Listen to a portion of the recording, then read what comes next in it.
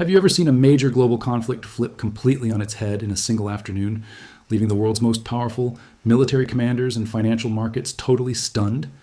Right now, an unbelievable shift is unfolding across global financial markets as sudden strategic maneuvers rewrite everything we thought we knew about the crisis in the Middle East. If you want to stay ahead of the critical economic and geopolitical events shaping your wallet every single day, hit that like button, subscribe to our channel right now, and share this video with anyone who cares about the price of gas and the future of our economy. For weeks on end, foreign policy experts and cable news networks warned that full-scale war in the Persian Gulf was practically inevitable. Military analysts spoke in quiet, nervous tones on live television, predicting massive regional escalation, endless airstrikes, and economic fallout that could drag global markets into a dark, unpredictable spiral. Energy traders around the globe were preparing for the absolute worst scenario, bracing for crude oil prices to surge past record highs. Working families across the nation were watching gas pump prices with growing anxiety, wondering how much more economic pain their household budgets could possibly endure. Then, almost completely out of nowhere, the entire atmosphere shifted.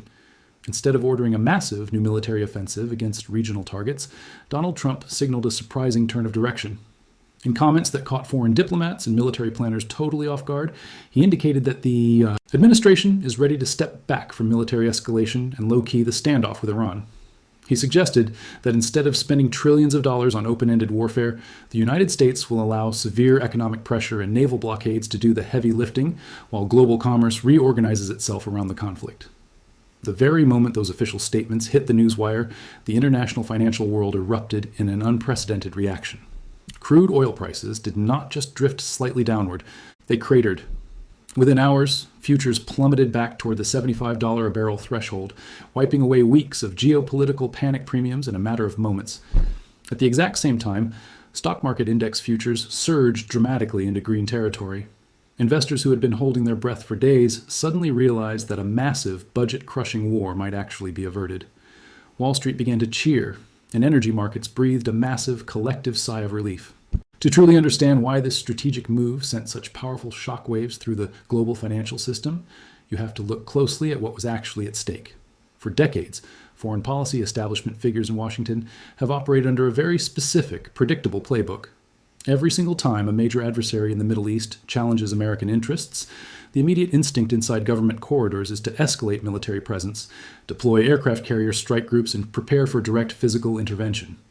But that traditional playbook comes with a staggering price tag, and that price tag is almost always paid directly by regular working citizens. When military tension spikes near major global oil transit routes, energy markets react instantaneously. Oil refiners, international shipping conglomerates, and institutional traders start bidding up the price of crude oil out of sheer fear of sudden supply disruptions. That instant surge in crude oil translates directly into higher prices at your local gas station within just a few days. When fuel prices rise, every single product that travels on a commercial truck, train, or cargo ship becomes significantly more expensive to move. Groceries, construction materials, consumer electronics, and everyday household necessities all skyrocket in price almost overnight. For the average family, already struggling with elevated interest rates and persistent price inflation, another massive spike in global energy costs would have been completely devastating. Most people, going about their daily lives, do not wake up in the morning thinking about distant geopolitical chess games, naval maneuvers, or diplomatic disputes in far-off capital cities. They wake up thinking about whether they can afford to fill their gas tank to drive to work. They think about why a basic cart of groceries costs so much more than it did just a few years ago. They think about whether their children will ever be able to afford a home of their own. When you analyze public sentiment through that practical lens, the political and economic stakes become crystal clear. Foreign interventions thousands of miles away feel completely disconnected from the daily reality of working families, unless those interventions directly raise their personal cost of living. When crude oil surges, life becomes noticeably harder for millions of hardworking households. But when crude oil drops by $10 or $15 a barrel, that direct economic relief travels through the entire supply chain. It lowers commercial transportation costs, eases operational pressure on food suppliers, and gives economic planners room to stabilize the broader financial system. That is precisely why the decision to de-escalate aggressive military rhetoric produced such an intense, positive market reaction.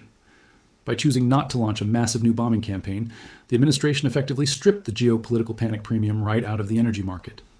Traders quickly realized that the immediate threat of a catastrophic military clash threatening global oil supply lines had receded. Instead of endless military expenditure, the overarching strategy transitioned toward long-term economic leverage, naval pressure, and strategic patience. Inside Tehran, the reality on the ground is starkly different from what many sensationalized news outlets portray. Behind the aggressive public speeches, military parades, and tough rhetoric, the Iranian domestic economy has been grinding under immense structural pressure for months. High domestic inflation, a collapsing national currency, and severe trade restrictions have left the government with rapidly shrinking financial options. Official reports indicate that the state is finding it increasingly difficult to fund basic public services, let alone maintain full salary payments for its security forces and military personnel. When a national economy is already operating on extremely thin margins, a prolonged naval blockade, and strict trade enforcement act like a slow, inescapable financial vice. By restricting unapproved maritime trade and unauthorized energy exports, international blockades cut off the vital flow of foreign currency that keeps the internal state apparatus running smoothly. In that desperate situation, a country does not need to be drawn into a massive direct conflict to feel completely overwhelmed. The sheer weight of total financial isolation forces extremely hard decisions behind closed doors. This deep economic reality explains why diplomatic negotiations often take on a strange, frustratingly slow tempo. For days, signals had emerged that a potential deal involving neighboring Oman was very close, aiming to establish clear maritime protocols for commercial shipping in the region. Yet every single time an agreement appeared completely finalized, minor delays or additional diplomatic demands would surface at the last minute. In high-stakes international diplomacy, these deliberate stalls are classic negotiation tactics designed to extract concessions or project internal strength to a domestic audience. In traditional foreign policy, a sudden delay in negotiations might trigger immediate military retaliation or a strict ultimatum. But under a disciplined strategy focused on economic endurance, time works in a completely different way. If your opponent's financial foundation is eroding day by day, holding a firm position without taking dramatic military action forces the other side to weigh the mounting costs of every extra day of delay. Every week that passes without an active military clash is a week where global energy markets can stabilize, while the internal economic pressure on the opposing regime continues to build naturally. The central point of friction in this entire global drama has always been a tiny, geography-defining strip of water, the Strait of Hormuz. Located between the Gulf of Oman and the Persian Gulf, this narrow maritime passage is barely 21 miles wide at its narrowest point. Yet through this modest bottleneck passes nearly 20 to 30% of the entire world's petroleum supply every single day. Giant maritime supertankers carrying millions of barrels of heavy crude oil slide through these shallow lanes bound for major refineries across Asia, Europe, and North America. Because so much of global energy relies on this single body of water, any credible threat to shut it down or disrupt commercial passage acts like a giant emergency brake on the global economy. For decades, global energy analysts referred to the Strait of Hormuz as the ultimate geopolitical choke point. The accepted wisdom was simple. If commercial traffic in the strait stops, global energy markets instantly collapse, manufacturing factories stall, and world trade grinds to a painful grinding halt.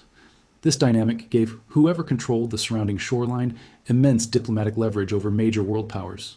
Whenever regional tension flared up, threats to close or harass commercial shipping in the strait were deployed as an ultimate bargaining chip. The mere threat alone was often enough to send crude oil prices soaring through the roof, granting massive political leverage without firing a single bullet. But relying on a single fragile maritime bottleneck was a systemic vulnerability that the global economy could simply not tolerate forever. Behind the scenes, a quiet, massive architectural transformation has been underway for years, one designed to render that choke point obsolete once and for all. Before we jump into how major nations are building massive underground pipelines to completely bypass this maritime bottleneck forever, take a fast second to drop a comment below telling us what gas prices look like in your city right now, and make sure you smash that subscribe button to keep our deep dive analysis coming your way. The concept of bypassing the Strait of Hormuz is not just a theoretical idea on a whiteboard inside the Pentagon or the Department of the Treasury. It is actively turning into physical concrete, steel, and operational infrastructure across the region. For years, visionary energy planners have recognized that depending entirely on open ocean transit through a narrow corridor was a critical vulnerability. If a hostile entity could threaten shipping in one narrow channel, the solution was not merely to send more warships to guard individual tankers. It was to build permanent alternative routes on land that no naval power could easily block. Treasury Secretary Scott Bessent recently highlighted this profound structural shift during discussions regarding global energy logistics. He pointed out that over 50 to 75% of the energy that historically traveled through the surface waters of the strait is gradually shifting underground into vast overland pipeline networks. These heavy pipelines cut straight across vast desert landscapes, connecting major crude oils. Production fields directly to alternative deepwater ports located on the Red Sea, the Mediterranean Sea, and overland trade corridors. Consider what this structural shift actually means for the future of global power projection. When crude oil moves through heavy underground pipelines embedded deep within Allied territory, it moves faster, with far greater physical security, and without the constant danger of maritime harassment or naval blockades. Giant industrial pump stations can move millions of barrels of crude oil directly to export terminals located far outside the Persian Gulf, completely circumventing the narrow waterway that used to hold the entire global economy hostage. Saudi Arabia, for instance, has invested heavily in expanding its east-west pipeline system, which transports massive quantities of crude oil straight across the Arabian Peninsula from its eastern production fields to the port of Yanbu on the Red Sea. Similarly, massive infrastructure projects connecting production hubs through Iraq, Jordan, and into coastal Mediterranean terminals are creating a resilient, interconnected web of energy transportation. Even recent multi-billion-dollar trade agreements involving regional partners are designed around one primary goal: ensuring that oil can flow to international markets regardless of what happens inside the strait. When you step back and examine these developments, you realize that the fundamental balance of global geopolitical power is undergoing a permanent reset. If the Strait of Hormuz is no longer the indispensable choke point it once was, the geopolitical leverage held by anyone threatening to disrupt it vanishes completely. The body of water that used to strike fear into international financial markets becomes just another stretch of ocean. Global energy flows shift permanently from vulnerable maritime lanes to secure, continuous land pipelines. This technological and logistical evolution explains why international financial markets reacted so strongly to news of a strategic turn. Wall Street, algorithm traders, and veteran energy analysts do not just react to today's political headlines, they evaluate structural trends 5 to 10 years down the road.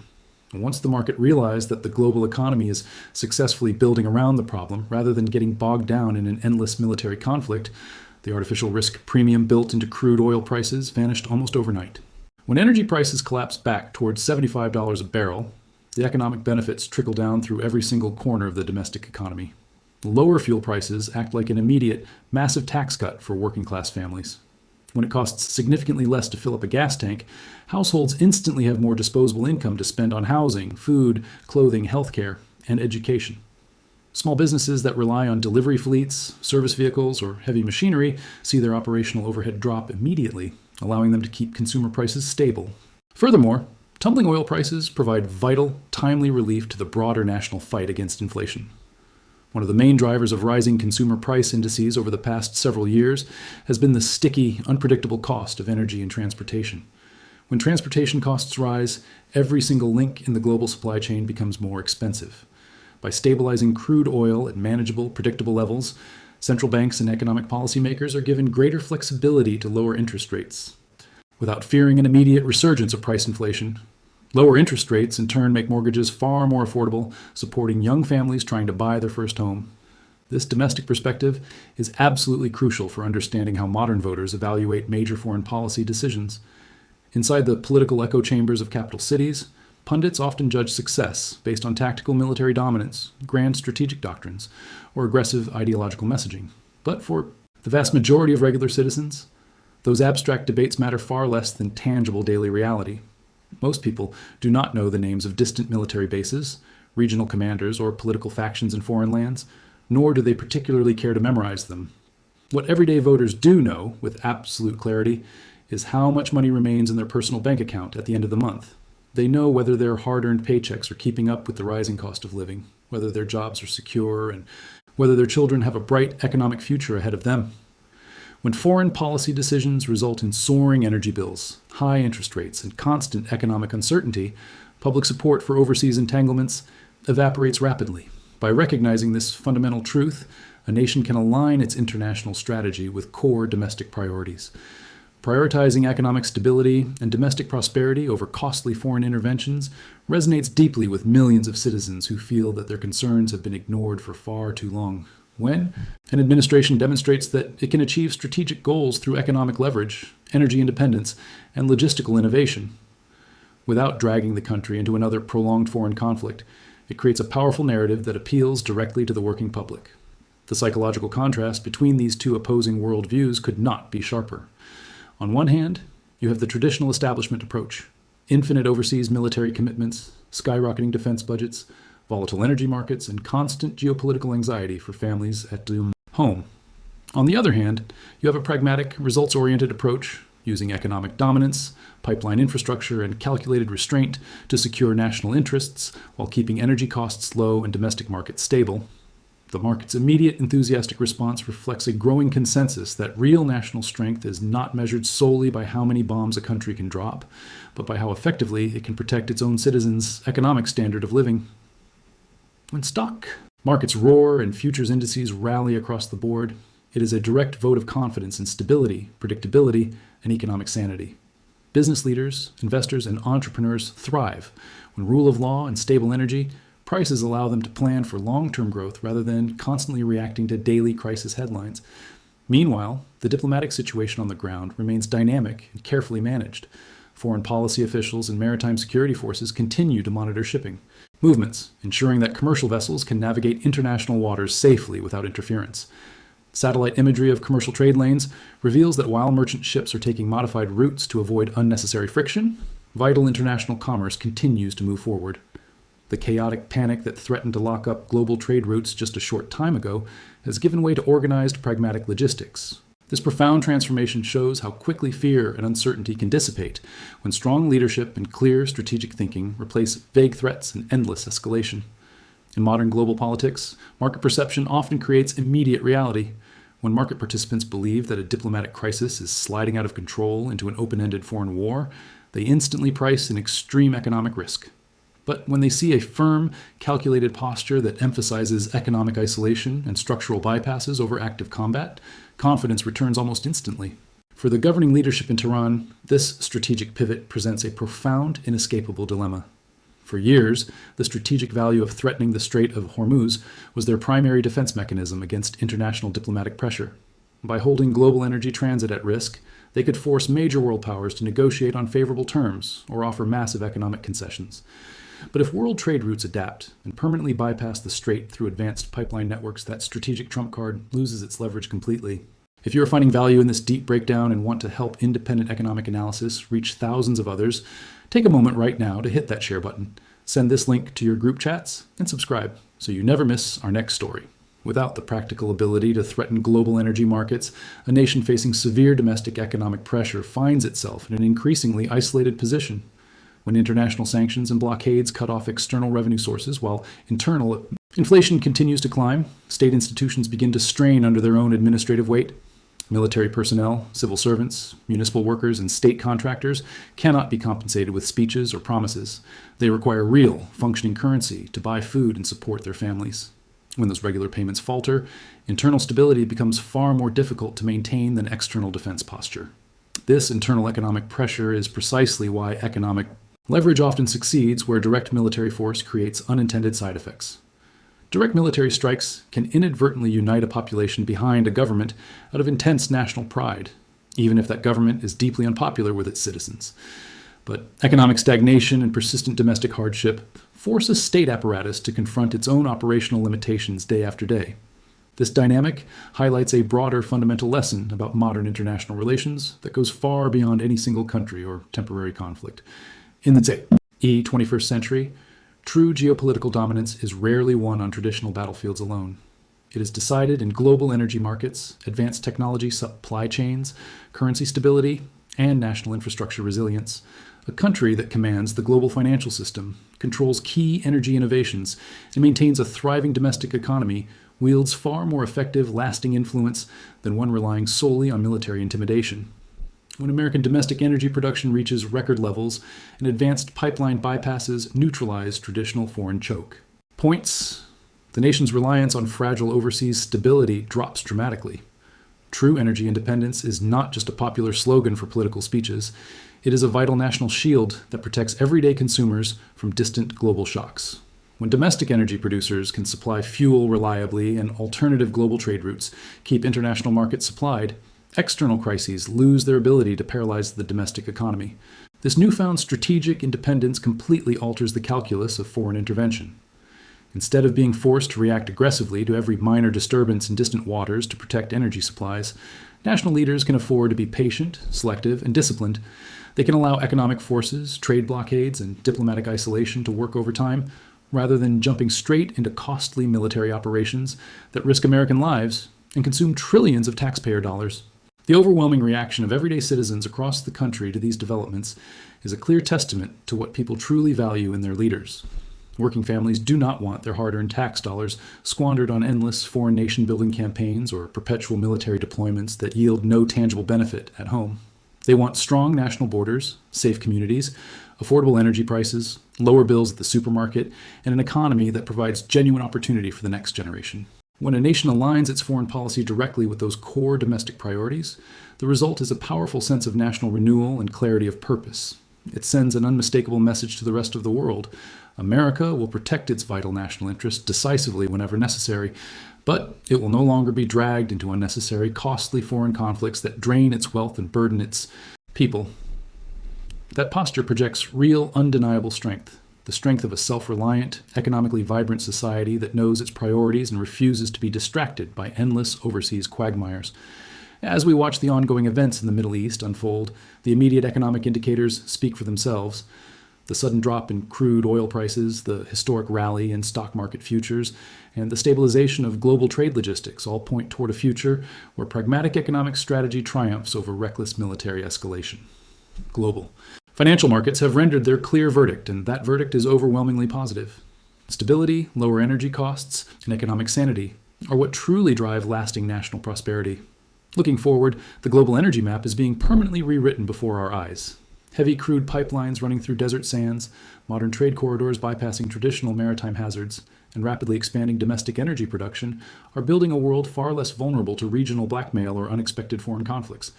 The old historical paradigm, where a single narrow body of water could threaten global economic stability and force nation after nation into war, is finally coming to an end.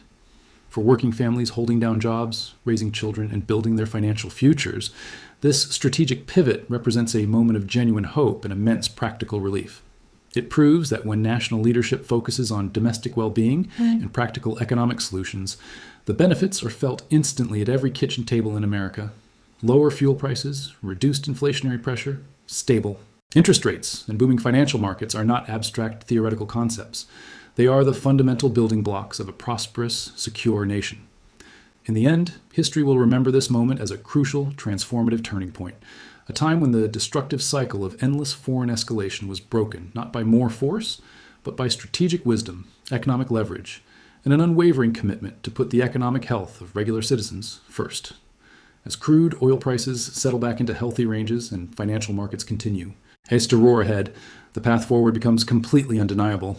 A strong, prosperous, and self-reliant nation at home is the ultimate key to lasting peace and stability across the entire world.